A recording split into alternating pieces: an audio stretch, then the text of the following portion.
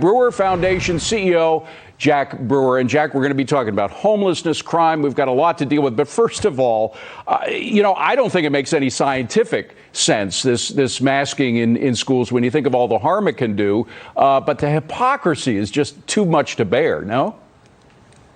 It is. It really is. It's sad when you think about the parents that are sitting there, and really this is classism at its finest. You have, middle income and lower income parents who are watching the Super Bowl in LA County, watching these hypocritical leaders. I mean, these are political leaders that are making these rules and regulations, and they're not abiding by them. And then they go stick your child in the school to deal with all the issues that come about with 2 years of being masked and being kind of excluded from society, not able to see people's faces. Right. I mean, these are going to have long-term consequences. And as you see, our nation's already dealing with so many, whether it's homelessness and crime and all of this confusion going on. To throw this into the mix for these children, they're the ones that are really hurting, and the families that are voiceless. And by the way, kids don't always obviously know what's good for them. If you ask them whether they'd rather have vegetables or candy, they'll choose the candy. But look at what happens when a teacher tells kids, this is in Las Vegas, by the way,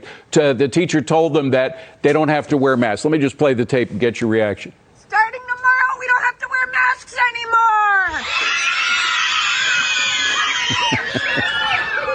Bless their heart. I mean, obviously the teacher was ginning up their excitement about the whole thing, but this is really developmentally hurting a lot of kids, millions of kids all over the country.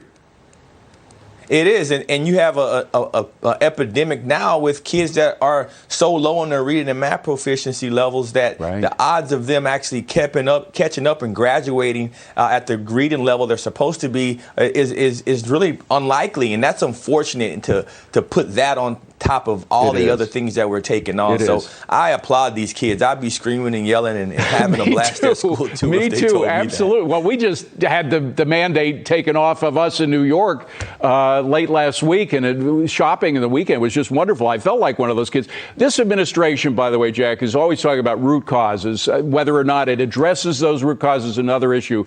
But when we're talking about homelessness, we're looking at mask mandates there, but when we're talking about homelessness and crime issues, really, I think you have hit the chord of one of the root causes, which is a fatherless family. And there are just so many families across the United States that have these. How are you addressing? Because I understand there's a project in Florida that you're very interested in that addresses this.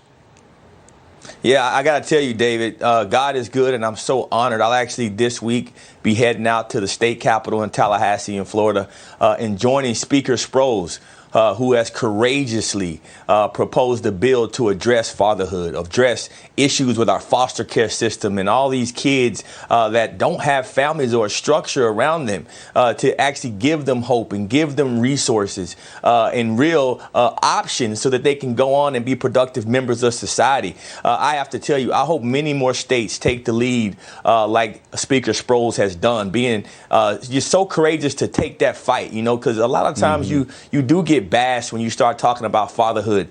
Talking about fatherhood does not discredit motherhood. Both of them are essential, but a child, particularly a male child, needs an influence in their lives that's a disciplinarian that can help establish, order and understanding and give them all the tools they need to be successful in life. And I think what Speaker Sproles is doing in Florida is going to do that. Very quickly, on the opposite side of that root cause thing, there are a lot of cities now, and even the federal government was chiming in about this, of enabling addicts to get drugs. What's your short answer on that whole prescription of how to address root causes?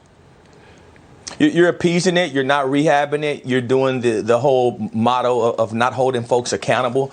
People that are addicted need to be held accountable, but they need to be given that support, and giving them more access to drugs and drug paraphernalia is absolutely ridiculous. It won't work. It's not what Giuliani did to clean up New York City. It's never worked in the history of mankind. And so we need to rethink that logic. I think you're right. Jack Brewer, always a pleasure to see you, Jack. Thank you, and for the great work you do, and it's spreading. The good word is spreading, I think. Jack Brewer, good to see you. Thank you very much for being here, my friend.